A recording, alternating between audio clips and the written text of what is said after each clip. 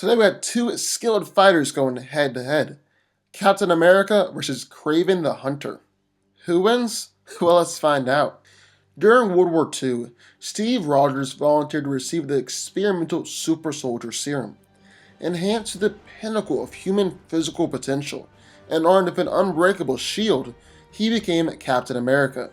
After a failed mission left him encased in ice for decades, he was found and revived by the Avengers, later becoming the team's leader. Steve is as strong, fast, durable, and agile as any human one day could be, and is referred to as the next step in human evolution. Cap is strong enough to bench press half a ton as a warm-up, break steel chains, threw his shield through a tank, and pulled a helicopter out of the air. Steve is incredibly durable, able to take punches from Namor, tank a point-blank explosion thanks to Gambit, and one time he even survived a 200-foot fall from an airplane and suffered no discomfort. He's fast enough to run 60 miles per hour, and his reflexes are so great that he can easily dodge bullets. But many people can dodge bullets, so what makes Steve different? Well, Steve can actually see the bullets coming his way and move in time, while other bullet dodgers do it purely by years of training. Another major enhancement by the serum is that Cap has no fatigue toxin buildup, which means that he effectively never tires, and can perform at his maximum ability for an incredible period of time. Steve is one of the best fighters in the Marvel Universe, and is a master of a large number of different fighting styles. He has developed his own fighting style, which melds jiu-jitsu, boxing, judo, karate, pressure points, all-terrain acrobatics, and use of his shield. Speaking of the shield, let's talk about that for a second. Captain America's shield is a vibranium alloy, and is virtually unbreakable. It absorbs the kinetic force of anything that strikes it, which enables Cap to ricochet the shield off of objects and allow it to come back to him. And then in the other corner of it, Kraven, a famous big game hunter who became a mercenary, later developed an intense obsession with restoring honor to his name. Kraven has been known as a major threat for Spider-Man. Kraven is a very skilled and experienced hunter, and his abilities are world-renowned, to where he might be the world's greatest hunter. Kraven has the ability to keenly study his prey, to find any weakness before making an attack, and because of this, he could fight even the most dangerous animals all by himself. He gained his hunting experience on the African safari, but he's able to analyze any type of environment in order to use it as an advantage over his prey. He is just as home in urban areas like New York City, as he is in uncharted areas of the Savage Land. Kraven developed a fighting style that solely focuses on capturing and maintaining an advantage over an opponent. I know it kind of seems like common sense to capture and maintain an advantage over your enemy, but Kraven will spend the entire fight looking for that singular advantage, and they continuously exploit it. He was also infamous for his nerve punch attack that could even paralyze superpowered opponents. Then, on top of his fighting skill, Kraven is an expert in all hunting equipment, although he prefers more tribal hunting equipment like spears, shields, and axes as opposed to more conventional weapons. Kraven was just a normal human, but after digesting a special herb, he was able to lift roughly 2 tons, run up to 60 miles per hour for short sprints at a time, and even heighten his senses.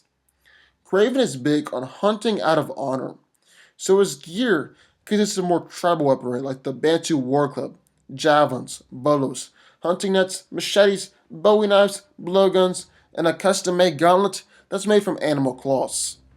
So who wins? Well, let's break it down. Now starting out, just to make things a bit more interesting, these two are going to be meeting up in the Savage Land, an area which is much more Kraven's home turf. However, I feel like I should mention that they're just going to be randomly bumping into one another.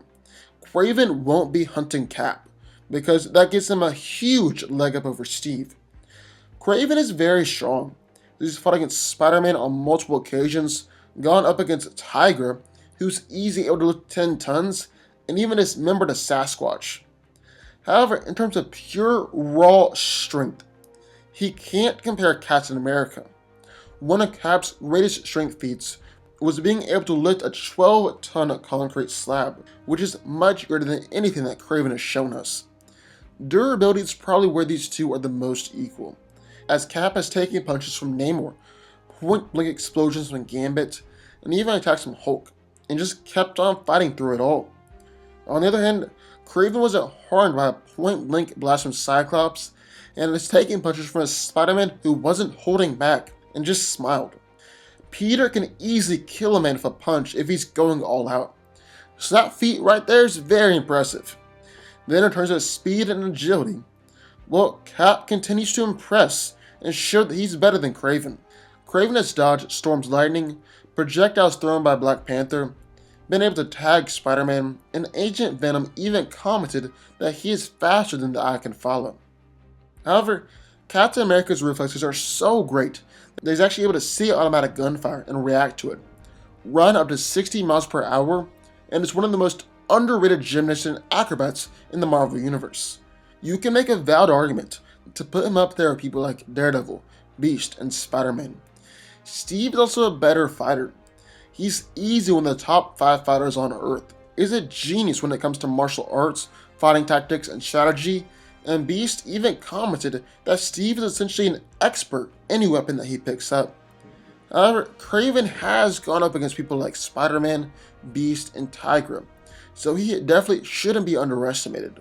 Now, you might be thinking, if Captain America holds an advantage in all these areas, what can Kraven do? How is this even a fair fight? Well, good question. Now, there are actually a couple of things to remember. First, even though Steve holds an advantage over Kraven in these areas, it's not enough of an advantage to ensure him a guaranteed victory every single time. Secondly, Cap and Kraven are two very different fighters, and use two very different strategies. Kraven tends to utilize his environment a whole lot more, and considering that they're in the Savage Land, that is a massive advantage on his side. He also uses a whole lot of nerve strikes in his fights, and these nerve strikes have been able to take down gorillas and numb both Spider-Man and Beast arms. He's also got a much more versatile arsenal, like war clubs, javelins, hunting nets, bowie knives, and blowguns.